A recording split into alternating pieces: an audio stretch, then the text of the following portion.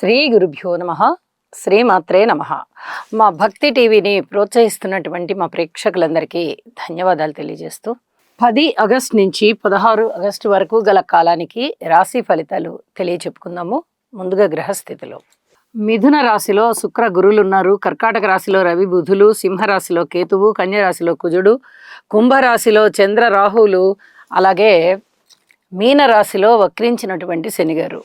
ఇక వారాంతంలోకి వెళ్ళేటప్పటికీ చంద్రుని యొక్క గమనం మాత్రమే కుంభరాశి నుంచి తన ఉచ్చస్థానమైనటువంటి వృషభ రాశికి వచ్చి ఉన్నది. ఇక గ్రహ స్థితులలో మార్పు అయితే లేదు, కానీ గ్రహ సమ్మేళనాల గురించి తెలియచెప్పుకుందాం. గురు శుక్రుల కలయిక జరుగుతోంది. అద్భుతమైనటువంటి ధనయోగాలు, అలాగే కీర్తి ప్రతిష్టలు, జ్ఞానము ఇవన్నీ కూడా పెరుగుతాయి. రవి బుధులు బుధాదిత్య యోగం అని చెప్పి మనం తెలియచెప్పుకుంటూ ఉంటాము. ఇది ఏ రాశిలో ఉన్నా కూడా మంచి ఫలితాలనే ఇస్తుంది. కాబట్టి ఈ బుధాదిత్య యోగం గురించి సంతోషించడమే తప్ప ఇక వ్యతిరేకత అయితే మటుకు ఎక్కడ ఉండదు. ఇక చంద్ర రాహువులు మానసికమైనటువంటి అస్థిమితం ఏర్పడడానికి, ఎదుటివారి మీద అనుమానం కలగడానికి అవకాశం ఉంటుంది ఆ గ్రహస్థితి. అయితే గురువు గారి యొక్క దృష్టి ప్రభావం, నవమ దృష్టి ప్రభావం చేత ఈ ఫలితం కొంచెం తగ్గుతుంది అని చెప్పచ్చు. ఏదైనా ఆలోచనల భారం అయితే మటుకు ఎక్కువగా ఉంటుంది అని చెప్పి తెలియచెప్పడం జరుగుతుంది. ఇంకా దృష్టుల విషయానికి వస్తే శని కుజుల యొక్క పరస్పర దృష్టి సమసప్తకాలలో ఉన్నాయి. ఇవి ఆరోగ్యం, అలాగే రోడ్డు ప్రమాదాలు, ఇక భార్యాభర్తల మధ్య సమస్యలు, వ్యాపార సమస్యలు, రక్తానికి సంబంధించి, కీళ్ళకి సంబంధించి, గర్భానికి సంబంధించి, అవయవాలకి సంబంధించి, వినికిడికి సంబంధించి, తలకి సంబంధించి, అలాగే తల లోపల భాగం మెదడుకి సంబంధించి, ఇలా అనేక రకాల భాగాల మీద, ఆరోగ్యం మీద, వ్యాపారం మీద, రాజకీయాల మీద, ఆర్థిక వ్యవస్థ మీద, అలాగే ప్రజలలో ఉండేటటువంటి భయము, యుద్ధ భయము, కరువు కాటకాలు, ఈ రెండిటి గురించే ఎక్కువగా ప్రజలు ఆందోళన పడుతూ ఉంటారు. యుద్ధ భయాలు, కరువు కాటకాలు ఇవి కొంచెం ఎక్కువగా ఉండేటటువంటి అవకాశం ఉంది. అలాగే రోడ్డు ప్రమాదాల విషయంలో కూడా అత్యంత జాగ్రత్తగానే ఉండాలి. ఒక్క రోడ్డు ప్రమాదమే కాదు, అది జల మార్గం అవ్వచ్చు, వాయు మార్గం అవ్వచ్చు, రోడ్డు మార్గం అవ్వచ్చు, కాలినడక అవ్వచ్చు, ఏ రూపకంగా అయినా జాగ్రత్తే. మరి ఈ జాగ్రత్తలు ఎవరు తీసుకోవాలండి అంటే, మీ జన్మజాతకంలో కూడా శని కుజుల యొక్క దృష్టులు ఉన్నాయంటే, అంటే శనిగారి కుజుడి యొక్క పరస్పర వీక్షణము సప్తమ స్థానంలో ఉంటుంది. శనిగారి దృష్టి ఒకవేళ 3వ స్థానం మీద ఉండి అక్కడ కుజుడు ఉన్నా, లేదా శనిగారి దృష్టి 10వ స్థానం మీద ఉండి అక్కడ కుజుడు ఉన్నా, కుజుని యొక్క 4వ దృష్టి ఉండి అక్కడ శనిగారున్నా, 8వ దృష్టి ఉండి అక్కడ శనిగారున్నా, ఇలా ఏ రకంగా అయినా కూడా శని దృష్టి కుజుడి మీద కానీ, కుజుని దృష్టి శని మీద కానీ పడుతూ ఉంటే వాళ్ళందరూ ఈ జాగ్రత్తలు తీసుకోవాలి, తప్పనిసరిగా పరిహారాలు తీసుకోవాలి అని చెప్పి తెలియచేస్తూ ఉన్నాను. పరిహారాల విషయంలో ఈ వీడియో చివర చెప్తాను.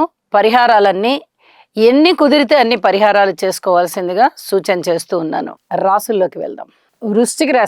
వృశ్చిక రాశి వారికి 10 ఆగస్టు నుంచి 16 ఆగస్టు వరకు గల కాలానికి గ్రహస్థితులు ఏ విధమైన సత్ఫలితాలను ఇస్తున్నాయి అంటే, 2 గ్రహాల యొక్క స్థితి చాలా బాగుంది అని చెప్పచ్చు.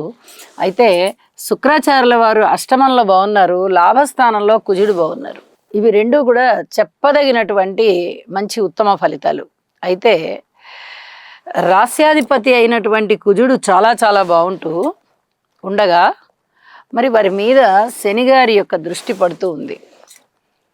కాబట్టి మీరు జాగ్రత్తలు తీసుకునే విషయంలో అధిక జాగ్రత్తలతో ఉండవలసిందే. ఇది చాలా చెప్పదగినటువంటి సూచనగా తెలియజెప్తున్నాను. ఆలోచనలు సవ్యంగా వెళ్ళవు ముందురికి, అలాగే తప్పుడు నిర్ణయాలు తీసుకోవాల్సి ఉంటుంది. రాంగ్ డెసిషన్ అయిపోతుంది.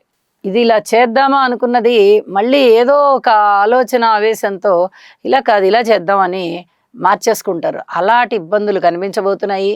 అలాగే ఈ ప్రయాణాల విషయంలో కానీ, ప్రమాదాల విషయంలో కానీ, ఆరోగ్య విషయంలో కానీ అధిక జాగ్రత్తలతో కూడి ఉండవలసినటువంటి సమయం కనిపిస్తుంది. ఇక విలువైన ఆభరణాలు కొనుగోలు చేసేటటువంటి ఆలోచన చేస్తారు, తీసుకోవడానికే ప్రయత్నం చేస్తారు. ఇక మిగతా అన్ని విషయాలలోనూ పూర్తి జాగ్రత్తలు పాటించాలి. గృహం పరంగా కానీ, అన్నదమ్ముల పరంగా కానీ, మాతృవర్గ రీత్యా కానీ, సంతాన రీత్యా కానీ, ఆరోగ్య రీత్యా కానీ, భార్యాభర్తల అనుబంధ రీత్యా కానీ, వ్యాపార భాగస్వాముల రీత్యా కానీ, అలాగే ప్రయాణాల రీత్యా కానీ, పితృవర్గ రీత్యా కానీ, ఏదైనా సరే జాగ్రత్తే. విద్యార్థులు మరింత కష్టపడాలి. వ్యవసాయదారులకి చాలా బాగుంది, అంటే వాళ్ళ కష్టం పూర్తిగా అక్కడికి వస్తుందన్నమాట. అలాంటి పరిస్థితి కనిపిస్తుంది. ఇక కార్మికులు, కర్షకులు, నేత పనివారు, చేతి వృత్తుల వారు, చది వారందరికీ కూడా ఒక కాయ కష్టం అనేది ఉంటుంది. దానికి తగిన ఫలితం వస్తుందా అంటే వస్తుంది. మీరు దాన్ని అందుకుంటారు, చక్కగా ఆస్వాదిస్తారు. ఇది కూడా చెప్పదగినటువంటి సూచనే. అయితే కాస్త ముందు వెనకగా వస్తాయి. అన్ని బెనిఫిట్స్ ఒకేసారి వచ్చేస్తాయా అంటే అన్ని లాభాలు ఒకటేసారి వచ్చే పరిస్థితిగా కనిపించడం లేదు. కొంచెంగా అందుకుంటారు అనేటట్టుగా కనిపిస్తోంది. యోగం అయితే బాగుంది కాబట్టి మంచిగా మీకు ఫలితం అయితే బాగుంటుంది, మీ కష్టానికి తగిన ఫలితం అని చెప్పి తెలియచెప్పడం జరుగుతోంది. ఇక లాభాల విషయంలో అనుకున్న లాభాలు అనుకున్నట్టుగా రాకుండా కొద్దిగా బ్రేక్ తీసుకుంటూ వస్తాయి అని చెప్పి తెలియజేస్తూ ఉన్నాను. చంద్రుని యొక్క స్థితి సప్తమ స్థానంలో వచ్చి మానసికమైన ధైర్యాన్ని ఇస్తోంది, ఉత్సాహాన్ని ఇస్తోంది. విందు వినోదాలలో పాల్గొనేది కనిపిస్తోంది, మృష్టాన్న భోజనాలు చేసేది కనిపిస్తోంది. అలాగే ఏదైనా వివాహాది శుభకార్యాల విషయంలో కొంచెం విషయాలు ముందరికి వెళ్ళేటట్టుగా ఉన్నాయి. ఇది కొంచెం ఆశాజనకంగా ఉంది కాబట్టి మీరు కూడా సంతృప్తిగా ఉంటారు. అయితే నవగ్రహ స్తోత్ర పారాయణాలు చేయండి, వీలైతే నవధాన్యాలు దానం చేయండి, ఒక్కసారి నవగ్రహ హోమం చేసుకోండి, గ్రహాల యొక్క అనుకూలత పెరుగుతుంది అని చెప్పి తెలియజేస్తూ శుభం. శుక్రగ్రహం యొక్క అనుకూలత కొరకు హిమకుంద మృణాళాభం దైత్యానాం పరమం గురుం సర్వశాస్త్ర ప్రవక్తారం భాగం ప్రణమామ్యహం.